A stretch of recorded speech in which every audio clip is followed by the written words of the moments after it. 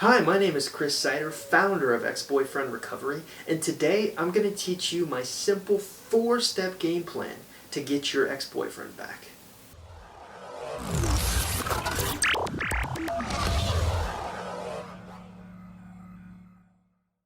The 4-step game plan is really what I like to call a value chain, where you move your ex from point A to point B. Let's talk about the 4 steps now. Obviously, you have step 1 as the no contact rule, step 2 as text messages, step 3 as phone calls, and finally step 4 as the almighty date. Now I have something prepared for you to demonstrate what the no contact rule is.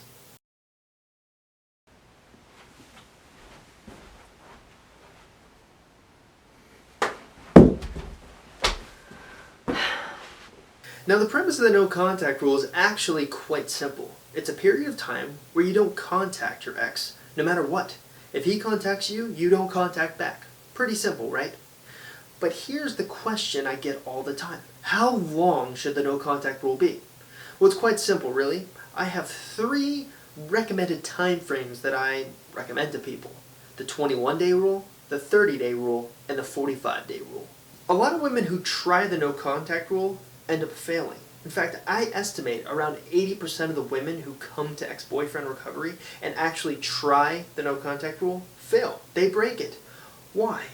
Well, it's because there's so many little temptations that make people want to break it. For example, if you're missing your ex-boyfriend a lot, well, your instinct is to text him, right? Or give him a call or something. And then you have birthdays or Christmas or holidays. No matter what, you cannot text your ex, call your ex, or even message your ex on Facebook at all. I know it sounds harsh, but it's worth it. Now, if you recall, this is a 4-step game plan, a 4-step value chain rather. So we just covered step 1 as the no contact rule, but step 2 is all about text messaging or text messages.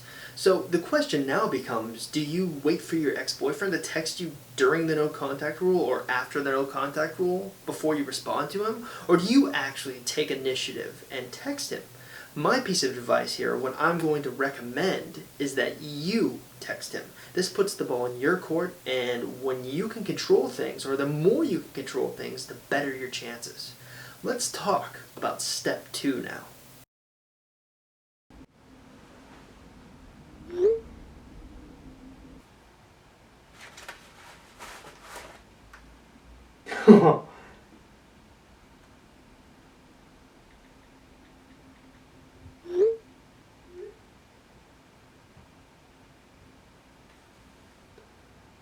Hey dude, you're not going to believe who just texted me.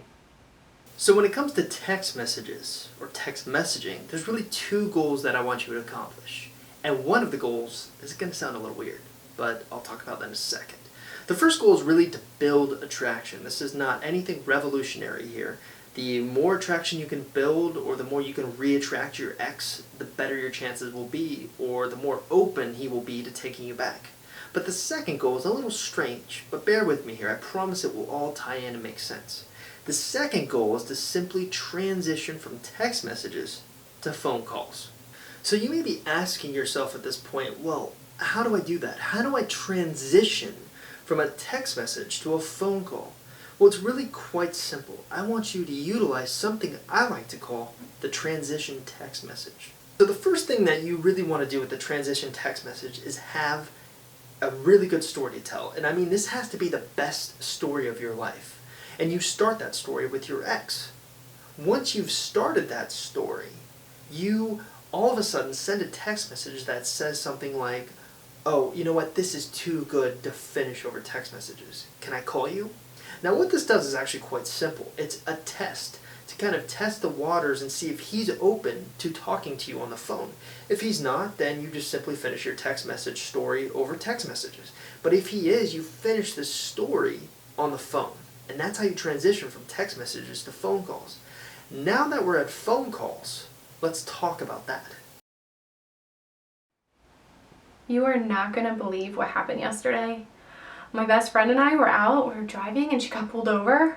And this cop, he said, do you know why I pulled you over? And she said, yeah, because you thought I was cute and you wanted my number. Can you believe that?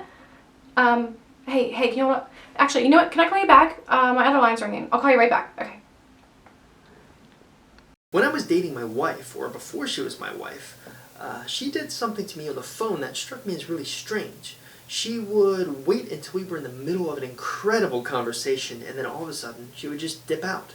And she would oftentimes say that it was because her phone died or there was a car crash outside and she wanted to go see what it was. And I always had a sneaking suspicion that she was lying and she was just doing some sort of woman voodoo on me. But to her credit, it worked. It worked on me. I mean, I married the woman. But here's the thing. Here's what I learned when she did that. The more she did it, the more it left me with the feeling of wanting more. Now imagine if you could give that feeling to your ex-boyfriend. Imagine if you found the high point of your phone call conversation and you just ended the conversation. Well, it would leave him with the feeling of wanting more. And eventually, the more you repeat this process, his attraction for you will build. Men always want what they can't have. And the more that he can't have you, the more your stock goes up. And the higher your chances of that he will ask you out on a date. Hi! I haven't seen you in so long. Yeah, it's been a while. Take a seat. Thanks. Wow! Hi. You look incredible. Thank you. When you meet someone for the first time, you don't just ask them to marry you. You kind of build up to it. Well, the same principle applies here to getting your ex to ask you to be his girlfriend again. You don't just go from 0 to 60 in 2 seconds. No, you go from 0 to 60 in 2 hours. Pretend you're dating someone new. I mean, you don't do the crazy stuff you were doing before. You kind of put your best foot forward. And that's what we're going to do. And I'm going to teach you my 3-step or 3-date method that I recommend to women who are trying to get their ex-boyfriends back. Alright, the 3-step date method is really simple. It's basically a value chain that moves your ex from point A to point B, much like I've been teaching you throughout this entire process. So, here's how it works. You're going to go on 3 dates with your ex. A small date, which would be something like a cup of coffee. A medium date, which would be a fun date in a group. And then finally, a romantic date, which would be just sort of like a candlelight dinner on the beach or something. Now you may be asking yourself, on the romantic date, should you make any moves or major moves? No. Your job is basically to put your ex-boyfriend in a position where he'll make the moves. Put him in a romantic location where he'll be more likely to tap into his romantic feelings.